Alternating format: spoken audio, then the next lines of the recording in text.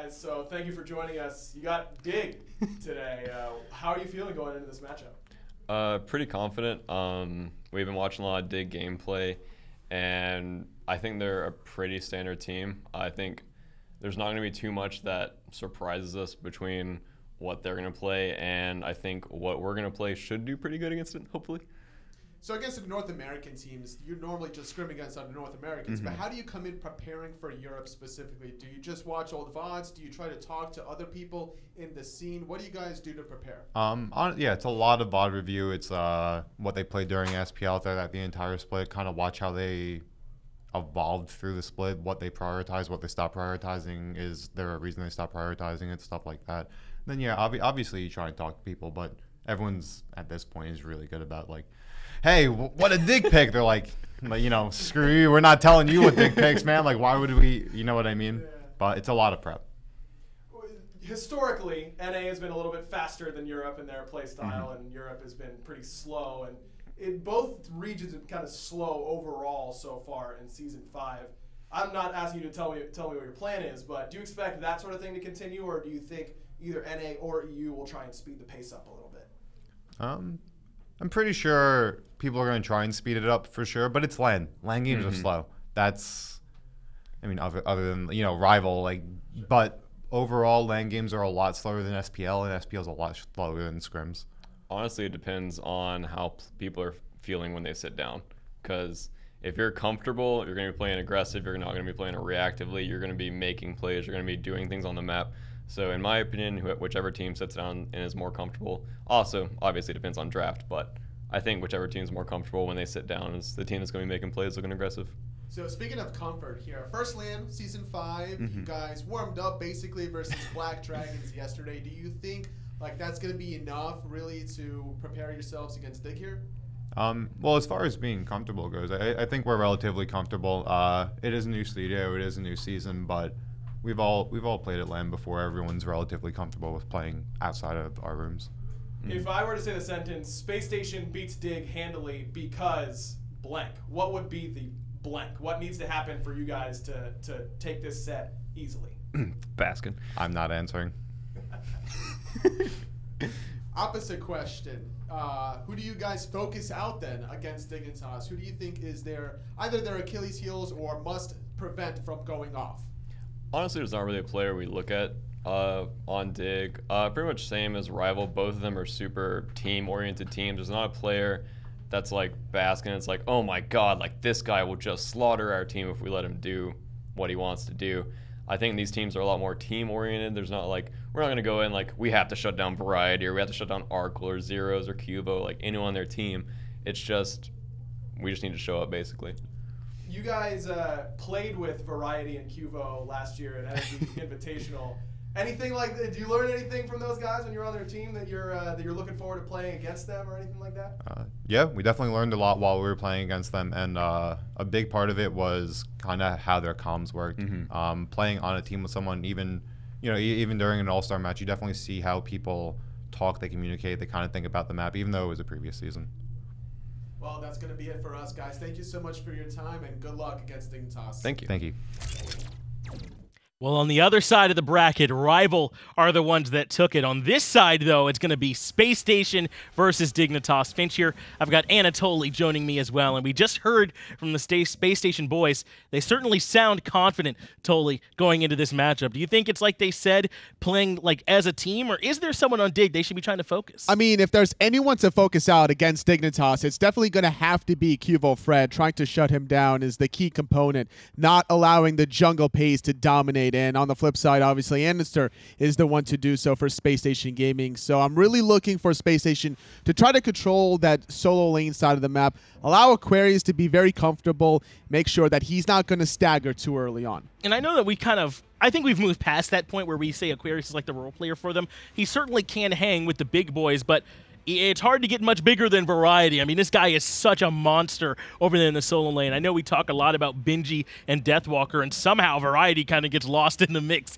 I mean, this guy is so strong in the solo lane. Aquarius got to make sure that picks and ban-wise that he's in a matchup where he can keep up with this guy. There are definitely two different styles of play between Aquarius and Variety. Aquarius brings a different kind of god pools to the mix every now and then. He has that Thanatos/Chalk in his back pocket that he could just put on the table every now and then. Variety, known to play aggressive, but started to slow down as the SPL Season 5 progressed, transitioning into those Guardians. Sobek in particular has been that flavor of the month for a lot of solo laners, not just Variety. So I think the goal here is to figure out what Variety wants to play and see if it's going to be a Warrior or a Guardian, and how andinster and Aquarius combined can really shut him down. And I feel like we know Baskin is going to show up, right? Or at least we certainly feel confident in that, right? He's probably the star player of this team and feels like the kind of guy that can win any game. So moving past that then, is it andinster that you go to next? Is it Aquarius? Who is that second guy? Is it BaRRaCCuDDa? Who needs to step up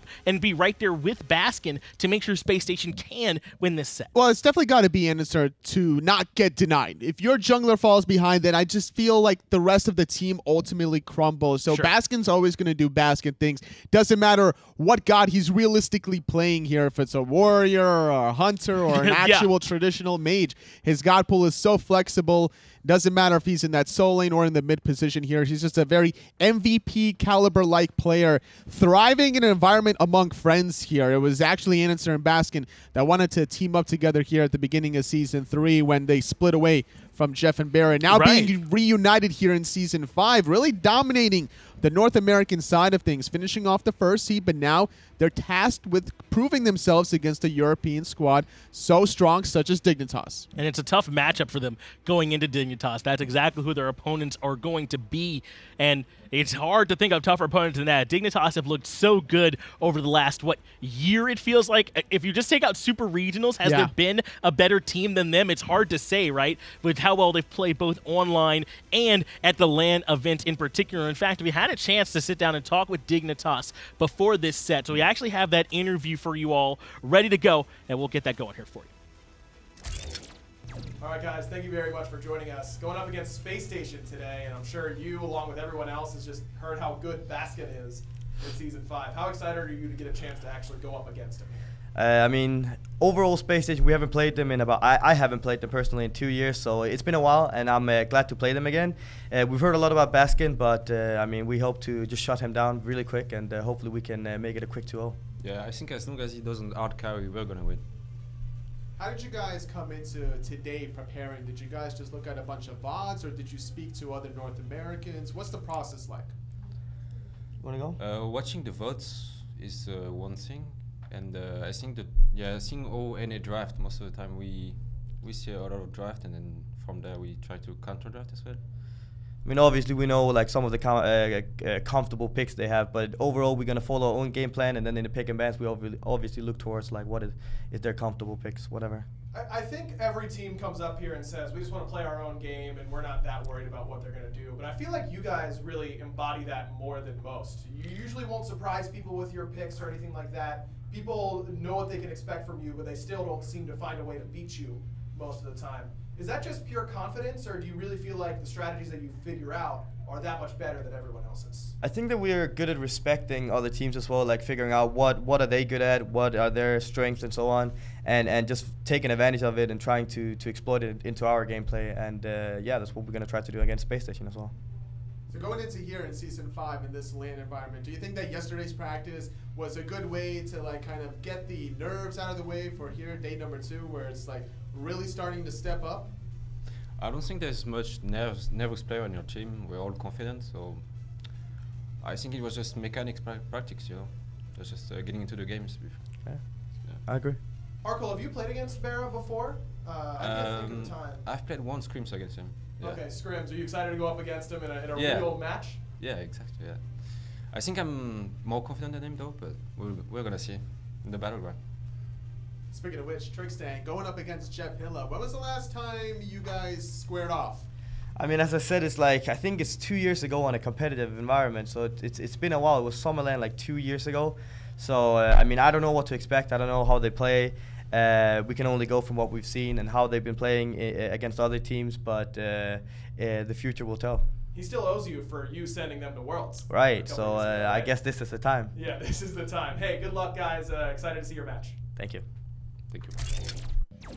Well, Trix is exactly right. I don't think we've ever seen this current Dignitas roster against this current Space Station roster, so certainly excited to see how that's going to shake out. And you heard it from the man himself. I think it was Arkkyl who said, if we can shut down Baskin, or not even shut him down, as long as Baskin doesn't carry, we win. Is it that simple? I mean, it could be. It definitely is one strategy that a lot of teams have looked at before in the past. But how do you do it, pool, right? Yeah, his god pool is just so vast. I'm a little bit curious to see where Dignitas really goes with their draft, where their strategy is, who they're trying to shut down here.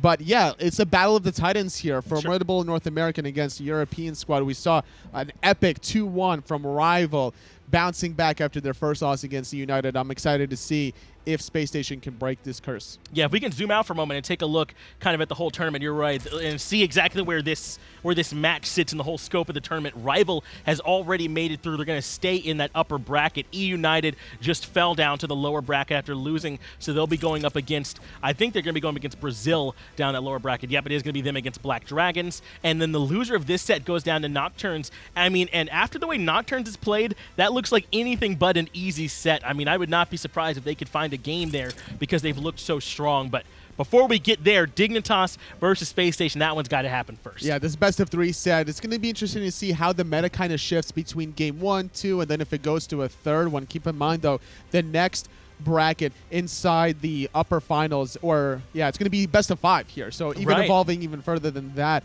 should see a lot of shifting strategies as teams getting ready for picks and bans for the first game. I think that a lot of focus and attention for picks and bans is going to be around the mobility cases. Janus needs to be stripped away here. I'm pretty sure that Dignitas are going to leave it open for themselves more than likely. Well, let's see what happens here. Picks and bans, game 1, Dig versus Space Station. We'll see what ends up getting prioritized between these two teams. Dignitas, if they make it through and they end up facing Rival, I'm pretty sure Dignitas has won all the matches in the regular season between them, right? So, I mean, Dig has got to be feeling good. If they can take Space Station down, they've already proven they can beat Rival. They only lost energy in the regular split, so definitely a good look for them to see if they can manage to get that rematch once again. A lot of Guardians already being stripped off the table, which is surprising because there's so many things that are prevalent left open, such as Janus having this mobility is a good look for Dignitas. Zero so confident piloting the Portal God. I'm expecting a lot of aggression now following suit, specifically from QvoFred. But this Achilles is coming through. I think we saw it banned all last set. We never really got to see this one get picked up, but now Space Station have Achilles and Ravana on the same selection, so certainly that Achilles could be going the way of Aquarius. We've even seen some Achilles support. Jeff, though, I don't think has done that. He has a pretty narrow god pool, has not been forced outside of that yet, so we might not end up seeing it, but tons of aggression available to Space Station early. I think you were saying it behind the scenes, how Jeff has only 4 gods or something like that. Yeah, and I think 20 of them are Geb and Athena, right? He's played 24 gods, I think. 20 of them are Geb, Athena. That's actually insane here. And then half of those gods are already stripped away, Athena off the table, which is a very unorthodox ban in Season 5 considering the way the meta's been shifting out. I did expect Sobek to be kind of more popular as land comes forward because it was slowly creeping in the prioritization. First it was picked after secondary ban phase, then it started getting banned secondary ban phase, so you got to start picking it before, and all of a sudden it's not going to be allowed at all. Serqet, Ram going to be the selections for Dig, so that Geb could potentially be available for Space Station if they want it, but before I can even finish, Poseidon comes out, so likely we'll be seeing Baskin on the traditional mid lane mage, and this has been very popular in North America. I believe Ven played it in all their games, and now we see Baskin playing as Poseidon as well. Cripple is a pretty big deal in terms of shutting down Janus or anyone that wants to go through one of his portals. Not to mention here you have Serqet that wants to ambush, wants to deathbane you. You're shutting down the entire kit basically. And Ram, if you ever catch him slipping, once he lands from his ultimate, well, there comes a Kraken waiting for you upon landing. That's right. Poseidon has a pretty good matchup into just about everyone on this Dig squad right now, doesn't he? The cripple field really shuts down Janus, as you said, and can punish Ram when he lands. So we'll see. Well, I said we'll see if Baskin can execute. Is there anyone we're more confident in executing than Baskin right now? I don't think there is. I was about to say, already with Space Station's comp, it is an execution composition, but then you pointed out the players piloting these gods. I would definitely trust Baskin with a lot, and I'm sure the gambler would as well. He'd take that bet in a heartbeat here. Achilles going to be played more than likely by Aquarius. Probably going to be Ravana jungle for andinster. A very safe jungle pick that can get in and out of action here. You got that overhead kick to mitigate a lot of these abilities here. And then just the damage mitigation from that Mystic Rush makes him so just popular in the jungle to get in and out of action. It is going to be Geb, the next ban for Dignitas. We were just talking about how Jeff has played Athena Geb almost entirely. Now, I want to make sure I'm not saying this because I think that JeffHindla's God pool is limited. I think he's on a squad where he's probably 5th on your priority list for bans, right? Not because he's bad, but you got to worry about Baskin, you got to worry about Andy, Aquarius, BaRRaCCuDDa. You can't, I mean, Jeff probably hasn't had to move. That's very true, especially in Season 5 where a lot of junglers started shooting through the roof. And with Spacestation Gaming having the next pick, they banned away the Fafnir because they already knew what their next support pick was. And that's going to be the Sylvanus. A big old Wrath of Terror setting up the Kraken. Signed Spacestation Gaming up for this every single time. Going to be plenty of setup for the rest of the squad. They will not be lacking in setup for this squad, but perhaps in control, totally. I mean, Achilles has the stun, but is rather close range, the root from Ravana, and then Sylvanus, it's not the easiest to apply. Do they have enough control in team fights? They do if Dignitas get aggressive. If Dignitas are looking to get in and out of the action, which they very well could do with Janus portals, it'll be a little tricky for Spacestation. They might have to overstretch at certain points. Sure. They might need to pick up an Amaterasu to match the mobility of Janus, but I think it's too late in their composition to really afford an Amaterasu. Sylvanus for Jeff, you got Ravana here for andinster, and Achilles for Aquarius. Wow, okay, well, I didn't predict that one here for Dignitas, but you talk about mobility for Janus, having Amaterasu with it, a good look, and an Aphrodite for that late game power. Wasn't that Tom that called this one on Esports Weekly? We see more of the Aphrodite? Well, I'll try and give him some credit. I think that was him. But either way, we do often see healers sort of come out at lands, don't we? Because as Jeff identified, the games can be longer. You know, sustain can do well in those situations. I think it was actually you and me casting the SGS where we saw an Aphrodite game. I'm like, yeah, we're going to see more healers in general. Sure. And this Aphrodite does surprise me that it's being picked at this current form. Like it's, semifinals here in the upper bracket. So a little surprising to see it here. Definitely could have been a pocket strategy for maybe you're down 0-1, you want a late game composition, but already firing and swinging as Dignitas with an unorthodox Season 5 draft. This is certainly could be strong for them, but I like it. I mean, in a situation where we identified that maybe Spacestation doesn't have a ton of control, that could mean that Aphrodite might be free to flourish, right? Not as easily punished. Where Spacestation is, I think, going to thrive, though, and you can tell me how you feel on this one, though, is in these picks. If they can have these 2v1, 2v2 fights, it might not matter they don't have control. They can just burst you. That's true here. If Dignitas get to the late game, I got to give it to them every stretch of the way. I think Spacestation Gaming need to come out strong early and finish in the mid game. I'm with you on that one, totally. This Dignitas comp certainly would be scary if we can get all those items online. So let's see how it ends up going in practice with the casters.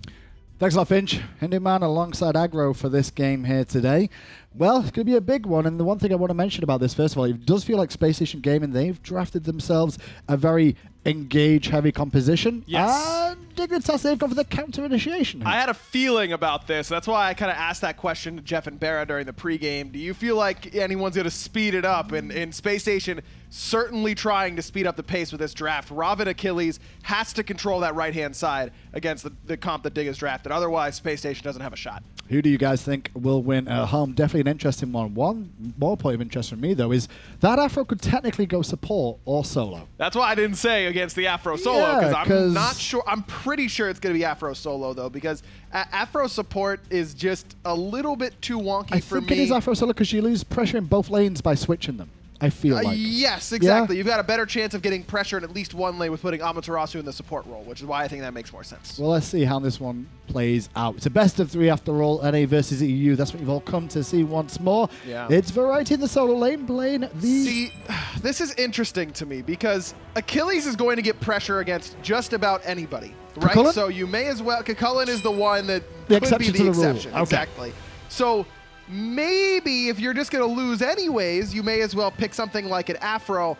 But man, giving Aquarius a lane like this feels like Dignitas testing Aquarius to me, saying, how good are you really? Because Dig has not played against this Aquarius guy in the solo lane. How good is he really? Are you going to be able to bully out Variety this entire game? Are you going to be able to basically do what Deathwalker just did for Rival, which is win the game in the early stages at least, and then be able to hand it off to the rest of your team. This feels to me like not necessarily a call out, but how good is Aquarius? Is he going to be able to just bully this lane out and win Space Station in the early game? Definitely going to be an interesting game now. It's all up to, like you said, a lot of pressure on Aquarius here to see what he can do with this.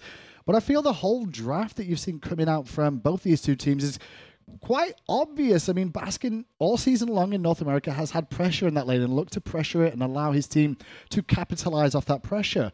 Dignitas' comp here, Zyrhoes in the mid lane, likes to sit back and farm a little bit more and wait for the opportunities. So these two strategies they both have actually play into each other's hands technically. And a little bit of that, yeah. I mean, but I love Zyrhoes going for that Janus first pick, not just because it's Zyrhoes and it's Janus, but it lets him get away from Baskin's pressure. And I think that that's what Space Station was expecting. That's why they go for the Poseidon, but Dig already a step ahead. Aphrodite is a nightmare for Poseidon because not only is it nearly impossible to Kraken her, but it's nearly impossible to Kraken the person she's linked to as well. So two people now don't have to worry about Kraken at all on Dignitas. And also the fact Aphrodite has had some buffs, some more soon to come in the world of Smite, but the most recent one definitely was the ability to use the ultimate during knockup. It's true. Now if she gets hit by the Kraken, maybe it comes up at the right after you get Kraken, at least you can guarantee the follow-up won't hit you.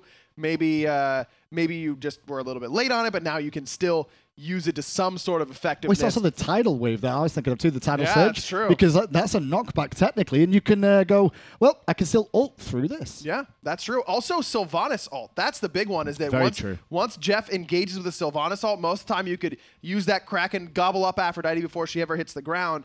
Now you can just reaction use that Undying Love in response. So honestly, this is the team composition for Aphrodite to look at with that new change to her ultimate and say, okay, I'm not nearly as worried about that anymore. Question is though, who is the link really to? The only one I can really feel like the link from Aphrodite is going to apply to consistently is Arkkyl on the Rama. Because Serqet, in and out of combat, you're going to stretch that link a little bit too much. Same can be said with a Janus using those portals. I think it's going to be Amaterasu as well. I mean, that is one that is going to be really in the thick of these team fights and really try and take the brunt of the damage. And Trixtank's going to need to do that because there's no other tanks to do it for them. I mean, you've got an Aphrodite in the solo lane. Now, if Variety is going to go with the same sort of style that Xaylia usually does whenever he plays it, it's mostly tanky, not a lot of power in there, and that does kind of lessen the strength of the healing coming out from those birds, but it's really more about the survivability, the extra movement speed that the Link provides, and of course that ultimate. Well, you got to see Vinny in the background giving the thumbs up, and the players are go once again. Arkkyl, Trixtank, BaRRa, and Jeff, two dual lanes that we're going to see plenty of this year, I expect, with how the performances have been from these two teams. Oh, yeah, they both have looked really, really good so far, and I loved Arkyl's confidence. Not even quiet confidence, just confidence in general in their post-game interview, or pre-game interview, rather. BaRRaCC needs to be a little bit careful here, because I don't think he realizes Aquarius is behind him. Aquarius is going to dash in, find the damage, dash again. But some sustain from the birds is there anyway. It's not going to be enough, specifically when Variety's going for some defense early on. And he also picked up the Warrior's Blessing. Yeah. So no Mage's Blessing, not going to get that CDR and the extra damage on the Lovebirds and that back off. A little bit surprising, but man, Warrior's Blessing is so good. I was going to say, you may as well go for it. 15 protections of each. I'm not going to complain about that once it's fully stacked, and especially on an Aphrodite, which looks like he's going to go the Breastplate of Valor route on top. Also, you got to keep in mind that kind of Mark of the Vanguard-esque passive that before you even evolve it, you're getting extra damage off of each source. That includes minions and the big one, Sylvanus Wisps, Wrath of Terra ticks, and Whirlpool ticks. All of those add up very, very quickly, and Warrior's Blessing will allow Variety to not worry about those quite as much. No invades from either team just yet, although the left and right halfies both going to go the way of Dignitas early on.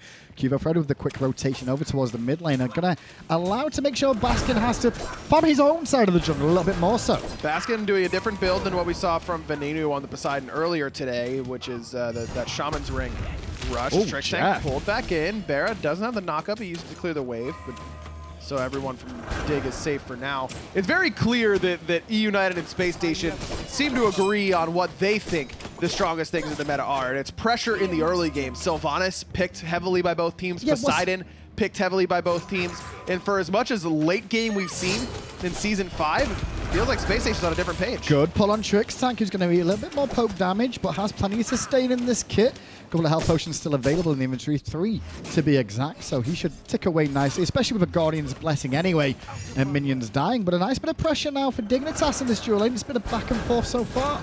That's what the Amaterasu does. That's why we said we felt like this was the better option, because if that's an Aphrodite support, no way that Sylvanus Jing are getting out-pushed. And probably the Aphro is already dead against the root pool combo from JeffHindla. Trix doesn't have to worry about that nearly as much. Now, don't be too surprised to see variety of this as Trix actually gets body blocked there. The pull was actually aimed towards Arkkyl, I guess, and if Trix would have walked in the way, it would have been nice too. Arkkyl rolls in, applies a bit more pressure, but going back to the solo lane, don't be surprised to see Variety playing Afro, because he's done it once upon a time back on Team Coast.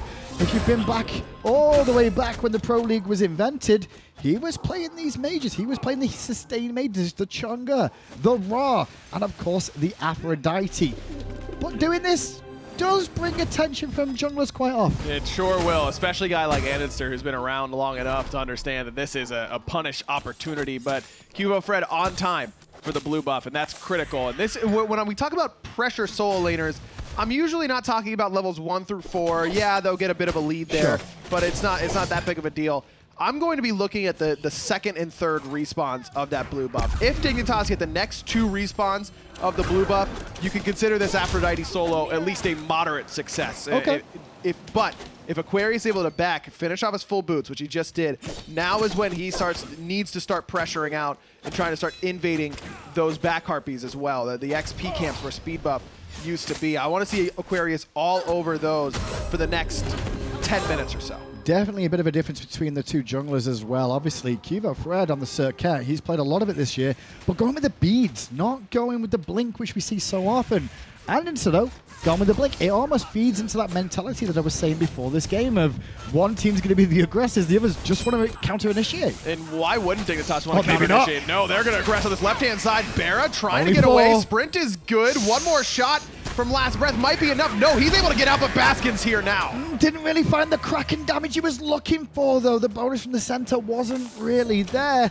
And so it just slips through the grasp of Spacestation after it was Dignitas on the rotation. QvoFred making an impact. It cost him his beats. It did, but got BaRRaCCuDDa's beads as well. Zyrhoes taking quite a bit of damage from andinster. Picks the right angle on that wall because Andy wanted to chase him through there, but Zyrhoes was trying to back anyways after that wave, so no harm, no foul for him. A good idea from QvoFred. If Arkyl's level 5, BaRRa's dead to rights in that situation. Had to use the Aegis still, so look for Qvo to head on over to that left-hand side pretty soon, but that leaves Variety exposed. And check out the wards from Spacestation already on that right-hand side. Aquarius placed both of those himself near the blue buff and on any potential rotations in from QvoFred. Trixtank already been back to base and finished off those Talaria boots on the warrior support here. So the extra mobility really going to come into play now, specifically when a lot of people haven't finished their boots just yet.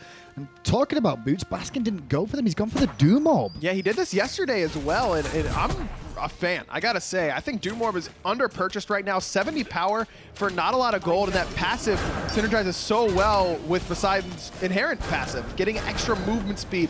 Baskin gets to rotate around the map like a mid-hunter because he's able to clear so quickly and then have that 1v1 fight potential still. But it's not as consistent as that of like the Shaman's Ring, you know you're going to have that movement speed the whole game. It is very reliant on continuing to farm and see minions die around you. Shaman's Ring, 2,400 gold. Doom Orb, 1,700 gold. That's a fair point. There's your difference. 700 gold. You're getting more consistency from the Shaman's Ring and movement speed. You're getting more power. It's 100 base power plus that passive. But Baskin is just trying to get that early game going in his favor right now. We've been talking about it so much with this draft, and it still rings true with what Baskin wants to build, which is around that early game. The sooner his build gets going, the better. Is there room in this build for a Shaman's Ring on top, you reckon, or is it just one of those sort of items? He could always sell the Doom Orb late game. You're not going to be keeping Doom Orb when you're 6 slotted. You want to sell this item. Think of it, I know it's kind of weird because it hasn't always been a 1,700 gold item. Sure. But think of it as a Gladiator Shield or an Ichabal. So you're trying to sell this in the late game, possibly even in the mid game. It's just about that important power spike when you want it. Well, let's find out how this works out for them. Wall coverage is very heavy for Dignitas here. Look at all that blue on the mini-map.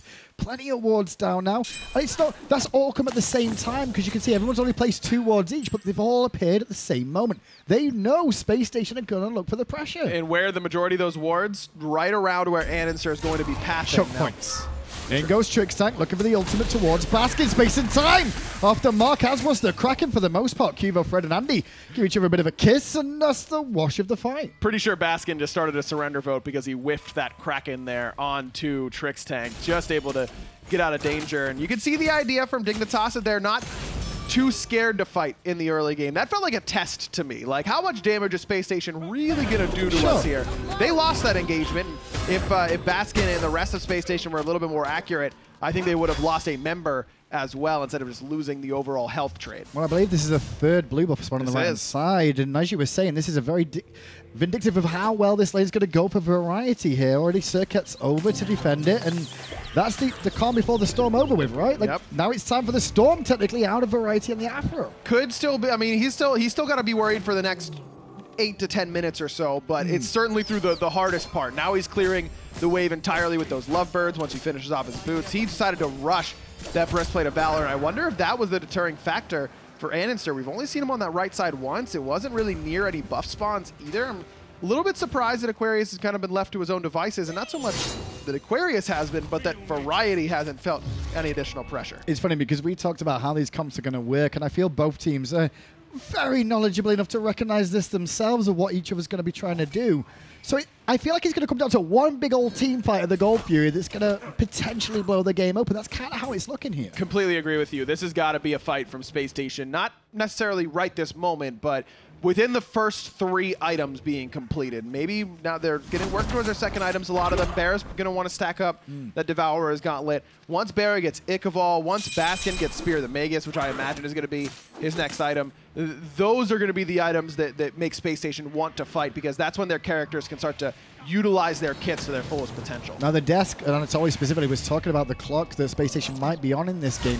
What's the reason for the clock? Why are we talking about the clock? Is Dignitas really that strong in the late game? Afro, man, she is so difficult to deal with in the late game, and Amaterasu as well. I mean, this is one of the best team fighters in the entire game. Plus Rama in the late game. Yeah, I do think Dignitas' late game composition is that scary that if Spacestation sees 35 on the clock, they better be killing the Titan at that moment, because otherwise they could be in some serious trouble. Keep an eye out for some anti-heal coming through too. I don't think Afro's healing sustain is as impactful as some of the other things she's going to bring to the team, but it will add up if you can keep getting out of combat and regen your team a little bit more between the fights. Not only that, but Trixtank's got significant healing on the Amaterasu. I mean, you've got lifesteal as well. BaRRa caught in an awkward spot and just not near enough to get away.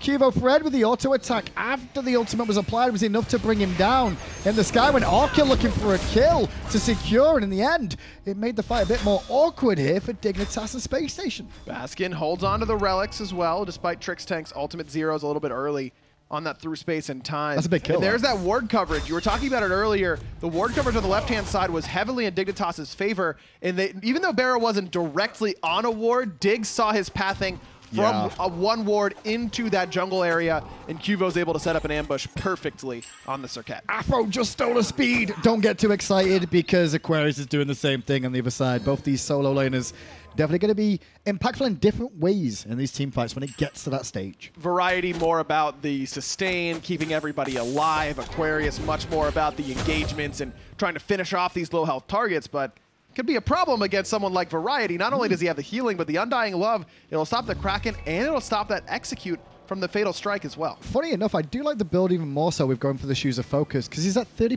CDR right now, and most Aphrodites will look for a run of a Asclepius at some point in the game, and that gives 10% CDR. So if you went for the Mage's Blessing in the beginning, you'd be overcapped, so you're wasting valuable gold resources.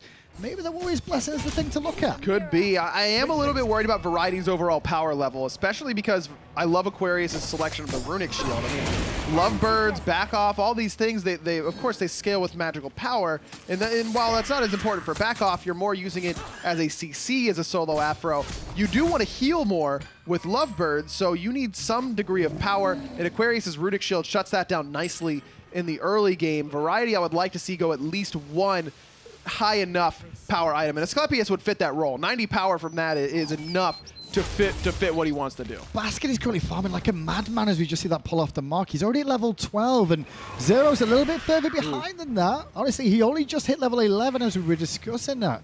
And that's the funny thing, because I'm looking at the build and I'm like, well, Gem of Isolation's nearly online. Oh, blink in on his Zyrhoes. He immediately uses the ultimate, and Andy will take that trade and walk away. Good patience by the rest of Spacestation. I actually thought he beads that first of all, in all honesty, but his beads were on cooldown. They will be available again soon, but second gank attempt. Wrap round the back from Aquarius and Andy. Where's BaRRaCCuDDa? He's in base. They don't know this is going on. Oh, Trix immediately going to use that ultimate, but look at the damage already. Aquarius with the fatal strike. Qvo going to throw him underneath the tier 2, but he's A-okay. Jeff just can't find the pull there, so a nice little pick in the mid lane. And I was looking for blue buff invades, XP camp invades, that kind of stuff. But that is what solo pressure gives you, is rotations like that. BaRRaCCuDDa can never make a rotation to match that, but Aquarius can. Arkkyl doesn't know he's coming, but the Kraken, little bit skew whiff yet again. Luckily enough, he had to follow up damage, as andinster will deny BaRRaCCuDDa his buff there. But this is what Spacestation are looking to do. Use their trickery, their mobility. It's not like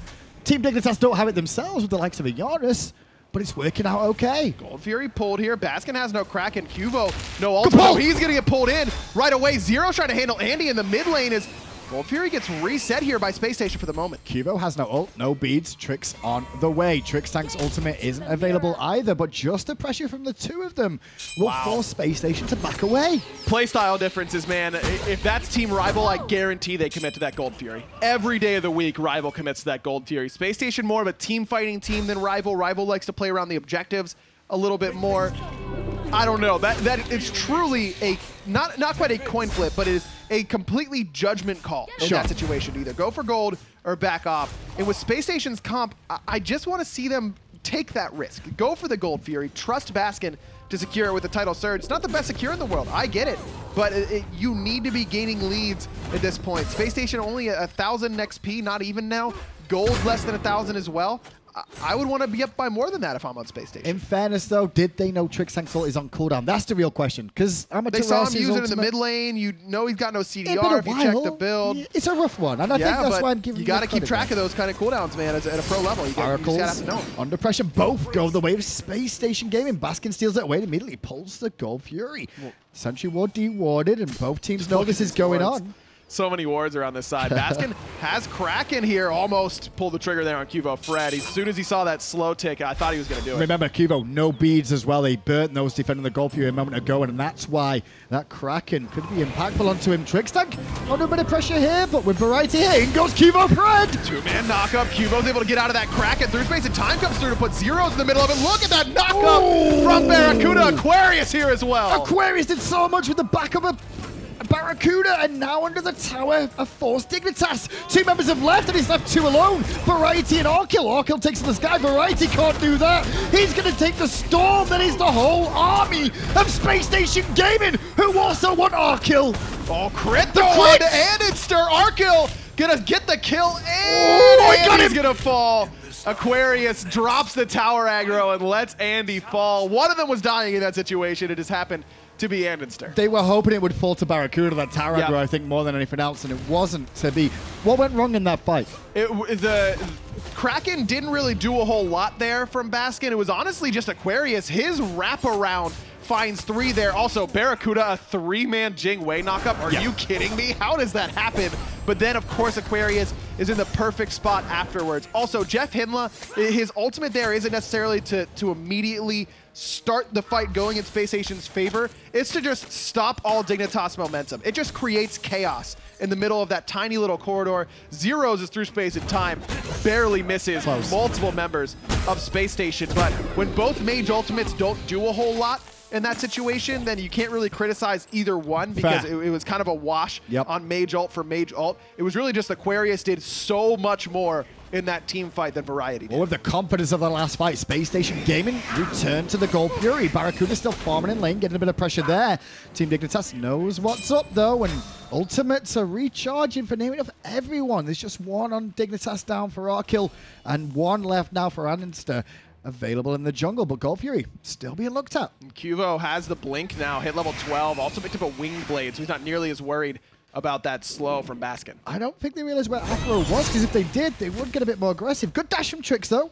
In time to escape the whirlpool that was coming around. Cubo around the corner. Into the sky goes Arkkyl. And the blink of the backline as well. And BaRRaCCuDDa, he's dead, but so is Cubo. Poison spreads to andinster, but Baskin is the focus. Baskin has to beat, and I believe Aegistad as well to get away from the damage. The crits rain down from Arkkyl as Aquarius tanks up the front line like a storm, but Variety being here now means that they can turn this and sustain back up once more. Aquarius has ultimate still and that Thorn, so Arkyl's got to be worried about that with the rage that he's picked up. In goes Trixtank towards Jeff. The damage coming out from Variety on top, allowing him to sustain and keep whacking away. Arkkyl tanking up the goal for a reset for a moment. Andy comes in, but he's a lot more than he bargained for once more. Oh, Arkkyl going forward. Good still pull though. Whirlpool there to slow down Variety, but Aquarius zoning everybody back to make sure that Andy and JeffHindla can escape, but this is Dignitas just using that sustain to keep going for the objectives. Aquarius still has his ultimate. No one's going to get low enough to get an execute threshold here, but maybe he can look for a cheeky steal. Silence attempt there coming out from Trixtank and Aquarius. I tell you what, the cone, that was on target. That was really close. That was really close. But Dignitas, I mean, we were so worried about their late game, 30 minutes. 35 minutes, I was saying. How about 18 minutes for you to see the power of it already? Just so much mobility on the side of Dig. I mean, you've got Serqet, one of the most mobile assassins in the game. Zyrhoes, Janus, Ama for Trixtank, that also boosts the survivability and mobility of everyone else on his team. And if Spacestation don't execute perfectly and find these kills immediately off the burst, how in the world do you kill them? Good call from Trix to check that Pyromancer, because Spacestation were going aggressive on it. He's going to ult early on, looking towards Aquarius. Space and time fired from base from Zyrhoes to give him a pathway through and look for a bit of damage too. Won't be the case, but Pyromancer's reset. So Baskin doesn't go for Pen early on because he probably presses tab, checks Trixtank's build, and says, oh, he's going for Gauntlet of Thebes. I don't need it right away. Little known to him, Variety picks up the Heartward Amulet. So he is taking no damage right now from Baskin. He's also getting that MP5 so that he can, and that'll stack with that Link passive of the Kiss to give extra MP5. Trix in a bit of trouble there. He's got no ultimate this time around. He just burnt it, but he does have Variety backing him up. Trying to force the ult out of Variety. He does so, but it was a little bit too late, and that's going to be a kill for Space Station.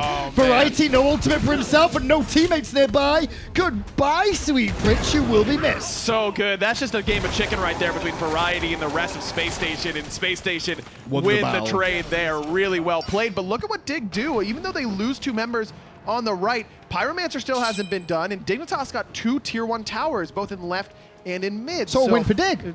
Dig gets more map pressure overall, sure. More gold too. Yeah, more gold as well. Okay. So still a battle between the two. Dig up in gold right now as well, as we mentioned that, and just that 1 gold Fury down. It's not a lot of gold, but it's something.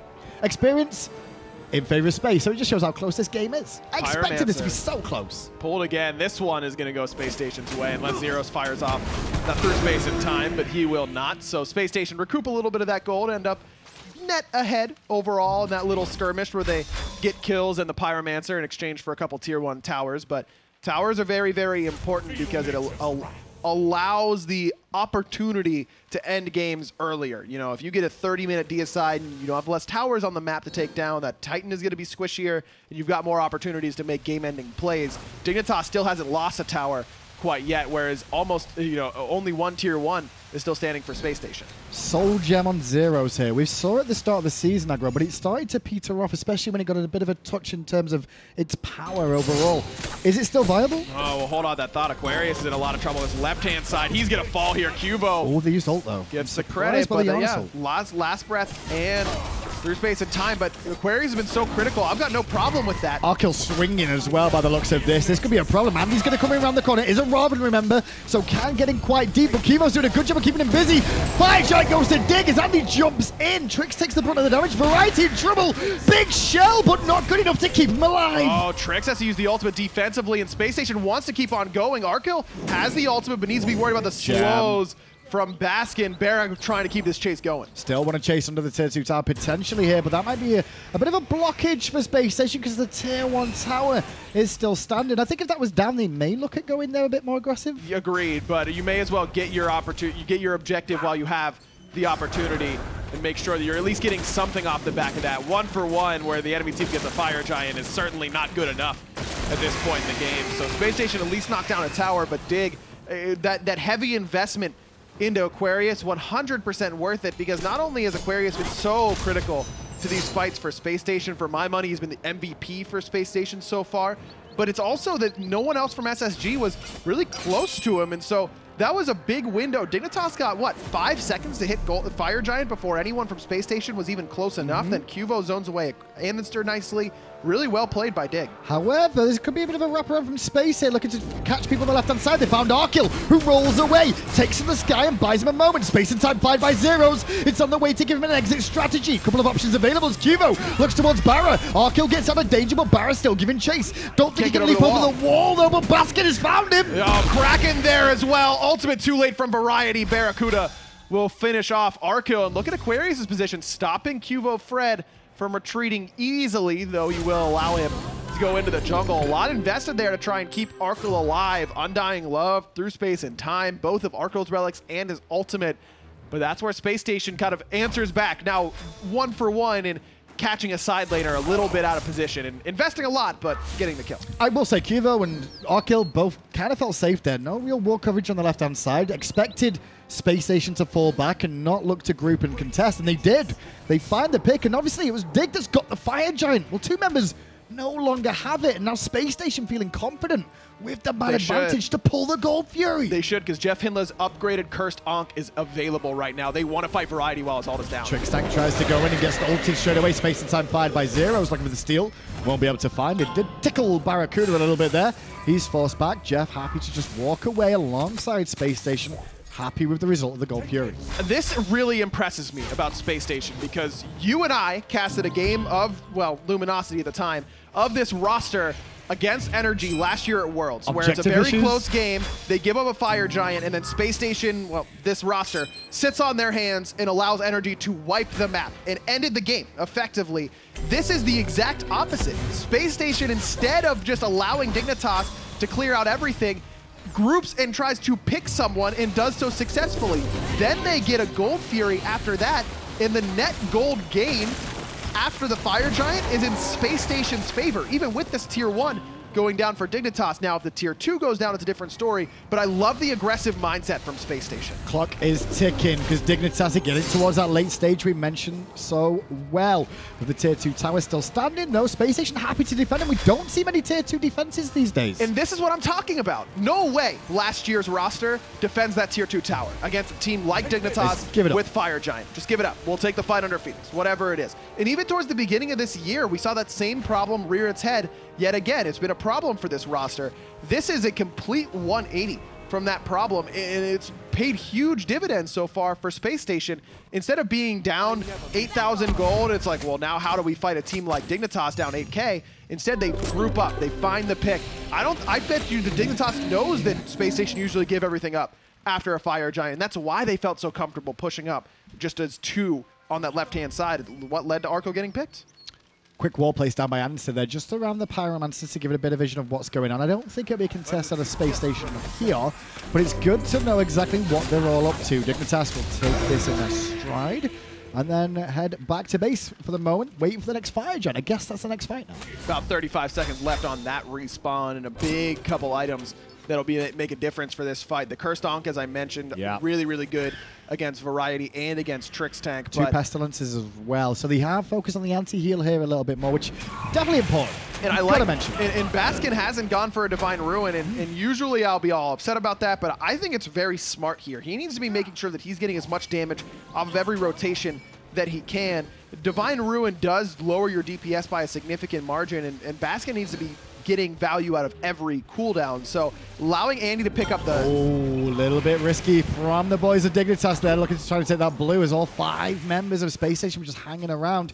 They back off in time, though, which is important, just to make sure they get away. They lose the blue buff after all. But it's all about the fight that's going to happen next. And I think a lot of that is going to come down to potentially this ultimate from Variety more than anything else. Very much so. It really has had a couple good ones. As Qvo going to blink forward, looking for the damage onto andinster. Aquarius eats a Soul Reaver proc, but Through Space and Time comes through and hits Andy as well. Qvo under a bit of pressure, and the ultimate, so the anti-heal used there by JeffHindla, the Ankh, actually used, and immediately Dig got to try and reset the Kraken. Did hit a little bit. I will say, this is the first time I've seen Zyrhoes and Baskin look human. this year. Both of them have been looking human with how the Krakens and the Space and Times have been fired. They've not been firing the home as clean as they have been previously. No, I mean, that one got Zyrhoes' beads, but you need Kraken to do a little bit more than that at this point in the game. I think the beads was useful, though, because he was anti-healed. He used his soul gem. So because of that, he was going to take an additional 20% damage. Now that's on cooldown, though. Dig might want to go again. Baskin wraps around the back, looking for extra damage. BaRRaCCuDDa trying to get through the portal, and he will. Andy lurking. Gonna blink forward, looking at Arkkyl. He's gonna roll away and throw a crit. Andinster's way in response, but Spacestation now gain control once more over this Fire Giant pit. I've not seen a good dance around the Fire Giant in a while, and this is one of the best ones we get to see, because it's not just aggress, who lives, who dies. It's, let's not be silly about this. Let's take our time and pick the right moment. 3 people backing here from Dignitas. I mean, that's on a sentry ward, but Space Station has an opportunity here to play aggressively. And they're looking at Zyrhoes, and Zyrhoes doesn't know! Zyrhoes has no beads, he's got space and time! Andy tried to guess, and just off the mark, he was so close. A fist to the right, and it would have been a different story. But it has opened up the Fire Giant for a moment. It's already down to 50% HP. 3 space of time is the best steal opportunity Here as well. we go. Trix is going in. Fire Giant goes to Space Station secure, but Baskin will be a casualty. The Aegis wears off, the poison does not spread, but Dignitas are giving chase. Zyrhoes at half health has to be careful, but the thresholds will boost his team up. Good portal onto Aquarius, but not really the focal point that we after. They would love to get hold of BaRRaCCuDDa. Tier 2 is going to go down here for Dignitas, but as long as they don't get a Phoenix, I think Space Station's going to be pretty happy with that, but it looks like Dig is posturing to keep on going here. They may be able to. BaRRaCCuDDa still has his ultimate, and they may want to play around that. A couple of relics. I don't like this. Still on cooldown. Arkkyl has both his relics, though, and Arkkyl's the one with the damage. Good portal to slow Aquarius down. Andy and Jeff on the way back. Trixtank rooted in place and has to dash away. BaRRaCCuDDa on the front side. He took a bit of poke there, but will sustain it once more. Baskin has about 15 seconds left on the respawn. Now this is getting better for Dig because minions are coming in, but still need them. Into the backline goes Quvo, looking at BaRRaCCuDDa, going to get both his beats and his Aegis. Great pull from Jeff, and the crit is hurting. Oh, BaRRaCCuDDa going to dash forward, but through space and time, flattens him.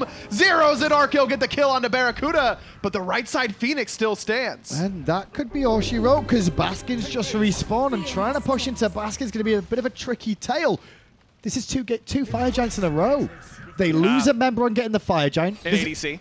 Then they lose an ADC. This happened both times for either side. But now Space Station still has Fire Giant, even without BaRRaCCuDDa. I think that they can go towards this left side, pick up Gold Fury, finish off that weakened Tier 1 tower, and then reset for the next Fire Giant. Maybe even the Tier 1 in mid, I think that they can knock that down. Minions took care of the left side Tier 1 for them. But getting to full build as soon as possible is critical here for Space Station, because already Dignitas is starting to get towards their full build, and if they can get this Gold Fury for themselves, then this might finish off BaRRaCCuDDa for him. It's definitely the stage of the game where the Hunters can step up, and Arkkyl and BaRRaCCuDDa are 2 names you'd look towards, both with crit builds as well. You've seen these crit numbers flying, and it's making short work of some of the squishier targets. Both ADCs have made really, really nice plays. The one stand out from BaRRaCCuDDa, that big knock-up on the left-hand side where Space Station takes a big fight. Arkkyl has been hitting consistent crits and has done quite a bit of player damage. He's 3rd overall right now, 2nd on his team. Despite Zyrhoes being 0-0-3, he's top of the team. And no surprise to see Aquarius topping the charts overall. The dude has been an absolute animal so far in this game. Space Station barreling down mid for the Tier 2. Dignitas not in a position to respond to this one. They're going to lose it, but maybe after the fact change their mind. Space Station actually being very respectful there. Space and time fired. Just a hair off the mark again. We've been saying that quite a few times today. I don't like that ultimate usage anyways, because best case scenario, Graham, what happens? Someone gets clipped. They're not going to die from it. And there's no, that ult creates no portals. Are you sure they're not going to die from that with how much damage there is? 100%. There's no way that kills in that situation. Cheeky bait, and it's Andy that's going to go be the first one in to look for the pick. Into the sky goes Arkkyl. Round the back is coming QvoFred. They've not seen Quvo. Quvo's found Baskin, but Arkyl's nearly dead. What a great ult from BaRRaCCuDDa to keep him up for an extra second. But so far, it's only Arkkyl that's died. Man, that was an incredible ult from BaRRaCCuDDa. He had the smallest window to try and save his life, but you're right, it wasn't enough. That was an impressive commit there from Space Station. When I say commit, I mean commitment to standing in the jungle and waiting, because they know that someone from Dignitas has got to pop their head in and see what's going on. That'll guarantee the Pyromancer for them, and more importantly, it gets them positioning around this Fire Giant now. It's going to be 33 seconds before Arkkyl spawns. That means Spacestation has enough time to back, spend the gold that they've earned for themselves, and maybe even push this tier 2 instead. So instead of going for the Fire Giant area control, trusting that they can get it again as they have the last few Fire Giant dances, they'll guarantee themselves, again, a win opportunity. This is a win condition now to just push down the right side. If a Fire Giant fight goes well, Spacestation can end the game this much easier. Completely true. More towers down, the weaker the Titan will become. Obviously, Phoenix's influence that too. Divine Ruin picked up by Baskin as well now is his final item, but he's going to go and sell his Doom Orb for the Soul Reaver now, so some more burst damage available. I'm not a big fan of the Soul Reaver on a Poseidon though, just because of, you know, the Whirlpool ticks, but damage is damage, I guess. Maybe an Ethereal Staff fits a little bit better. Honestly, I think Shaman's Ring is just an outright better pickup than either of those in that situation. Yeah, because it's more consistent DPS output throughout the entire fight. You're right. I mean, you're not going to be... The chances that you get to execute on the first person you see against Team Dignitas' comp is very, very difficult to do. This is a sustained DPS sort of thing, and Shaman's Ring does that better than just about any other item. I also think that he's... I can't believe I'm saying this. Has a little bit too much penetration. Just a bit much. Too much penetration? Is that possible? Sell the pen boots for some cooldown boots. Get a little bit away from that pen cap, because he's definitely hitting it now and right up against it. And there isn't that much magic defense from Dignitas. I mean, the Spirit Robe and the Heartward are difficult to fight through, but overall... Oh, Trixtank got caught in an awkward spot. Kraken for ultimate, though. That's a big tail. The Baskin ultimate being down could be impactful, as could Trix's, especially with Zyrhoes still having that space and timer, but Andy's giving chase to Quvo, who's just dancing around with him.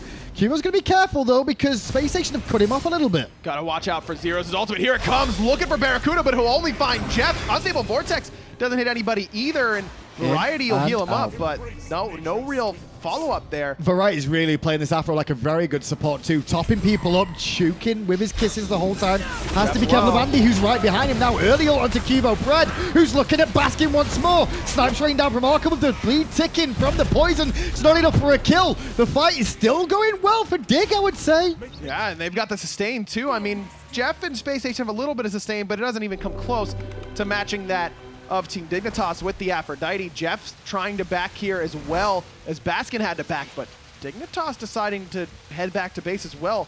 Surprised, because they got to know that they're forcing the opposition back. But the difference is, take a look at the ultimate situation on the left-hand side for Dignitas. They had used every single ultimate. A lot of important relic cooldowns as well, both of Trix's relics, Blink for Quvo, Zyrhoes' Aegis. Whereas on the other side, Baskin lost his beads but held on to the Aegis. Jeff had to use both his relics and Andy's Blink, but they still had Airstrike, they still had Fatal Strike. There's ultimates up on the side of Spacestation that probably scared Dignitas a little bit and forced them back to base. Aggro, this is game 1.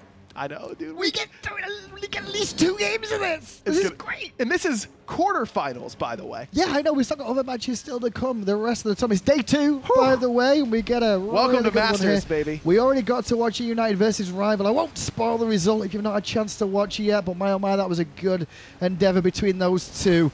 And now we get Dig versus Spacestation. 2 teams with members that have been around since day 1 in Smite and still trying to make a name for themselves in Season 5.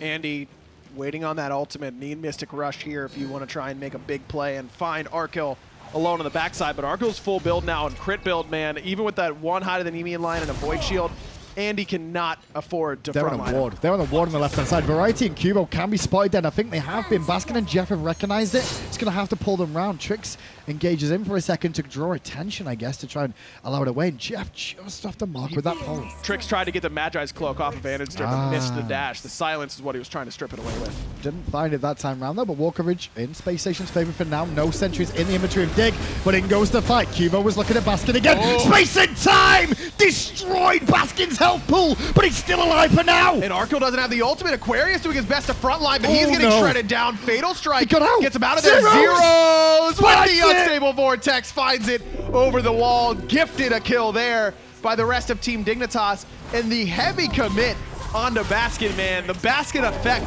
is here because Dignitas has eyes for nobody else, but the rest of Spacestation can't seem to capitalize off of Dignitas' commits onto their mid laner. How do you can't focus Quvo, because if you do, he's going to get ulted and healed up anyway. Zyrhoes is ulting from the middle of Timbuktu, which means you can't get to him in the backline.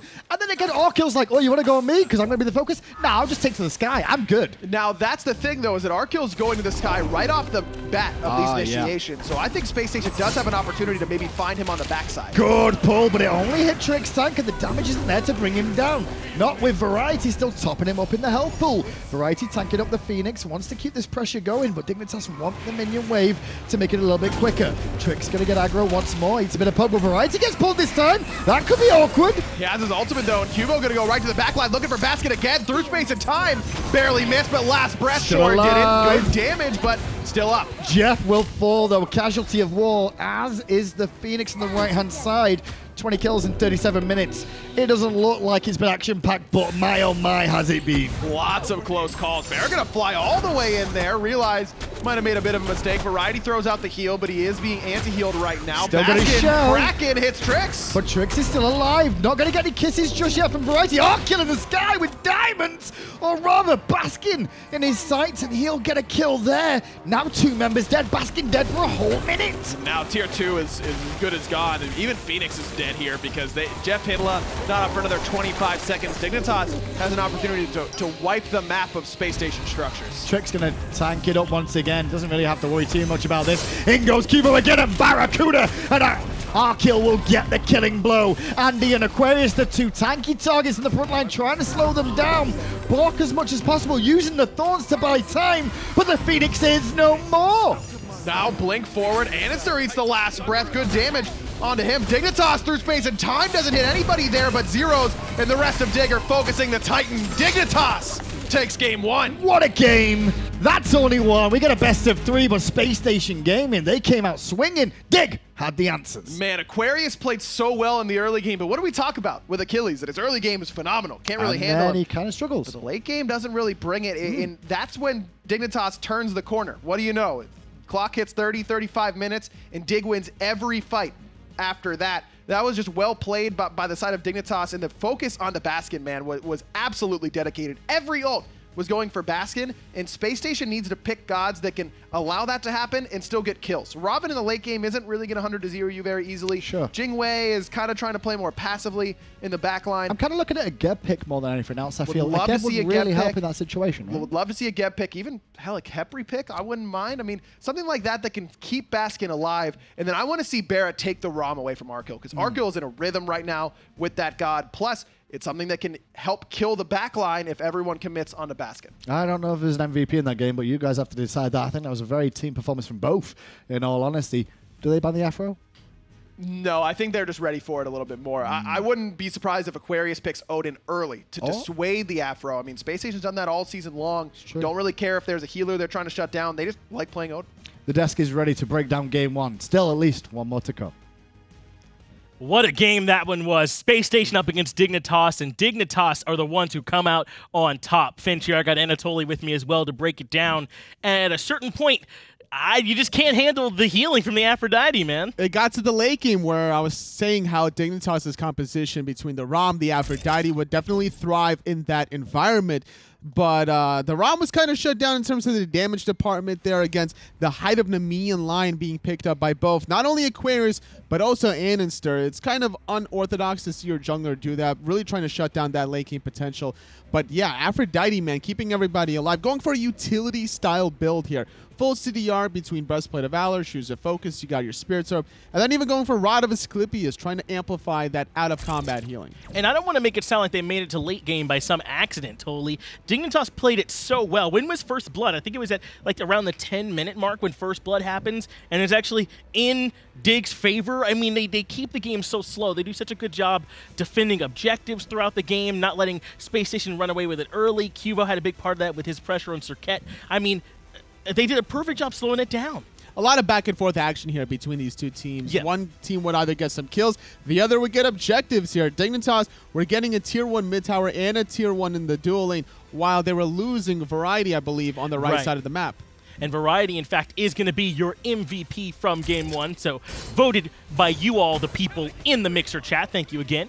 for participating, and I get why. I mean, variety in these prolonged Fire Giant fights in particular, Toli. He was the hero that Dignitas needed. Not only do they have the mobility here from Zyrhoes' Janus and Trixtank's Amaterasu, but then you got the healing on top of it. Every time Trixtank would go in, take some poke, instant Aphrodite doves afterwards. And also, Zyrhoes' ultimates have been very impactful at certain points of the game here. I had a note in my notebook here, 33.5 minute mark, Zyrhoes' ultimate question mark, because that's where he ults through, he realizes he made a big mistake, portals himself back into safety, and then 2.5 minutes later, where he clips Baskin and I believe another person, forcing everyone from Spacestation to retreat, and that's where the second Fire Giant, I believe, went towards Dignitas' favor, getting a huge lead and starting to close out the game with some Phoenix pushes. It was until the 37-minute mark where we saw, I believe, the first Phoenix fall.